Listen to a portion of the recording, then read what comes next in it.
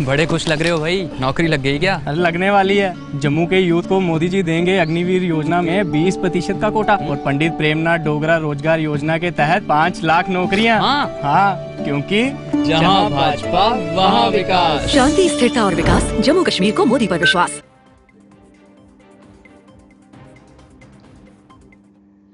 Break के बाद आपका स्वागत है। बड़े अहम मुद्दे पर हम बात कर रहे थे।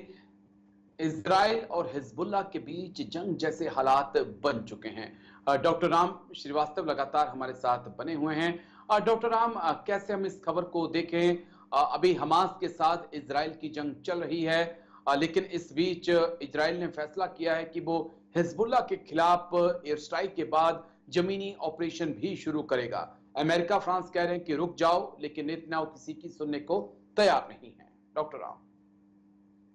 बिल्कुल, अमेरिका की बात भी सुनने को तैयार नहीं है। फ्रांस और यूके ने भी उनसे कहा था 21 दिन का युद्ध विराम कर ले, इस बीच में डिप्लोमेसी और डायलॉग से कुछ बातें करें, लेकिन वो सब संभव नहीं है कि नेतन्याहू के लिए उन्होंने पहले ही कह दिया है कि हम किसी भी कीमत पर रुकेंगे नहीं और नहीं रुक रहे हैं। आईडीएफ जो वहाँ की इजरायली डिफेंस फोर्सेज हैं, 2 ब्रिगेड पूरी की पूरी नॉर्दर्न एरिया में लग चुकी हैं और अब वो किसी भी समय जो है, जिस तरह गाजा पट्टी के भीतर घुसकर उन्होंने विध्वंस किया था, डबल मार करेंगे। हवाई हमलों से जो भी संदेहास्पद स्थान है, क्योंकि निश्चित रूप से जब से इजराइल ने वहां पर पेजर के ऊपर विस्फोट किया है, वॉकी टॉकी पर विस्फोट किया है, तब से उनको ये पता लग गया है कौन आदमी कहाँ किस जगह छिपा हुआ है।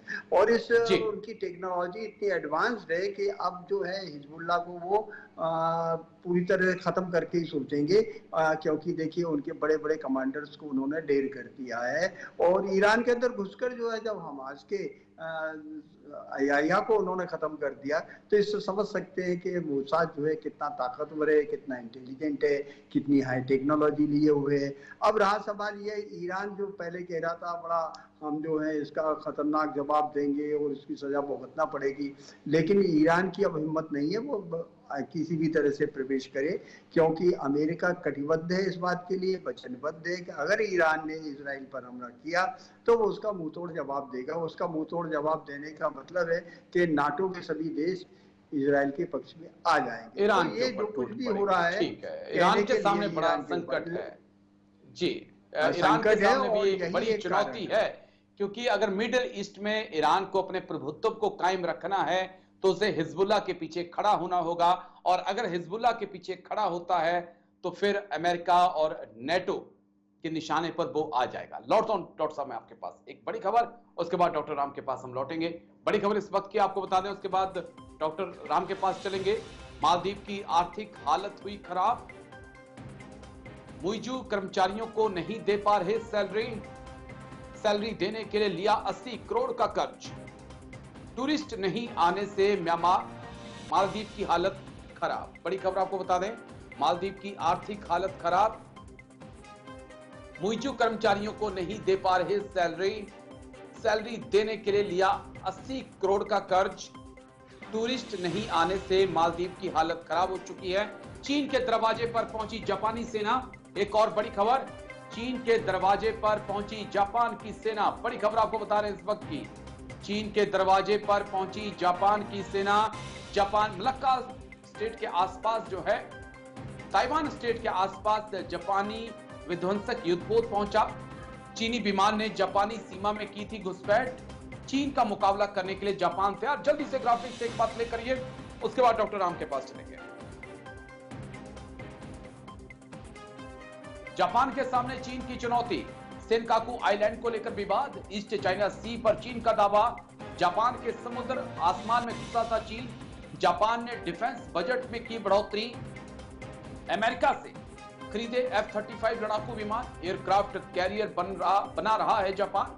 परमाणु बम की भी जापान के अंदर लगातार मांग उठी है, और क्वाड देशों की समिट के बाद जापान फुल एक्शन में आ चुका है। डॉक्टर राम श्रीवास्तव, विदेश मामलों के जानकार, हमारे साथ लगातार बने हैं। डॉक्टर राम, कई दशकों के बाद ऐसा हुआ है कि ताइवान स्टेट में जापान का युद्धपोत पहुंचा है, और इसने सीधे तौर पर बीजिंग को मैसेज दे दिया है कि दादागिरी अब नहीं चलेगी। क्वाड समिट के बाद जापान का एग्रेसिव रुख क्या संकेत दे रहा सर? निश्चित रूप से ये एक संकेत दे रहा है कि चीन की बढ़ती हुई जो ताकत है उसको रोका जाएगा, हर हालत में रोका जाएगा। चीन ने अभी कुछ ही दिन पहले आईसीबीएम का परीक्षण किया था, जिसकी पूरी दुनिया ने विरोध किया है। और न केवल इतना, चीन जो है काफी लंबे समय से हमेशा ताइवान को डराने के लिए, धमकाने के लिए समुद्री सीमा में घुस जाता है, उसके चारों तरफ हवाई सीमा का भी उल्लंघन करके वो ताइवान के ऊपर मंडराता रहता है। उसका जवाब देने के लिए केवल इतना ही नहीं था, चीन ने जापान को ये धौंस दी थी वो सेमीकंडक्टर्स जो है सप्लाई ना करे सामरिक युद्ध के। और इसी तरह से चीन को और उनका विवाद जो है टापू का तो है ही, जिस पर चीन जो है अपना कब्जा बताना चाहता है।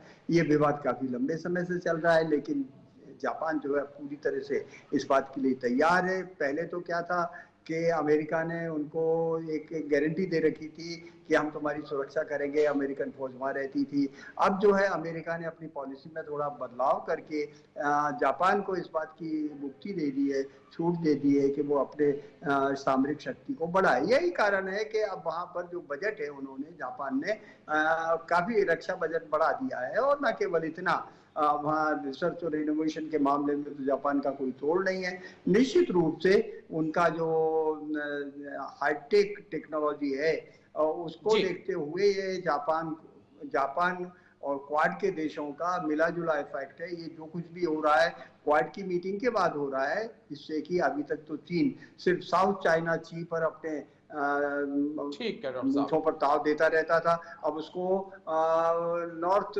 चाइना सी पर भी अपनी ताकत थोड़ी सी देखना पड़ेगी। लेकिन मुझे पूरा विश्वास है कि ये सिर्फ, बिल्कुल डॉक्टर साहब, जी डॉक्टर साहब, ये प्रेशर टैक्टिक्स भी है और जरूरी भी है कि जापान से तमाम जो देश जो ईस्ट चाइना सी, साउथ चाइना सी में हैं, वो एक साथ आए और चीन की ताकत का बिल्कुल एकजुट होकर मुकाबला करें। बहुत बहुत शुक्रिया डॉक्टर राम श्रीवास्तव, आपका मेरे साथ जुड़ने के लिए, तमाम पहलुओं पर इतनी बारीकी से अपनी बात रखने के लिए। जय हिंद सर। तो ग्लोबल ब्रेकिंग में आज मेरे साथ इतना ही, कल फिर होगी मुलाकात, दीजिए इजाजत, नमस्कार।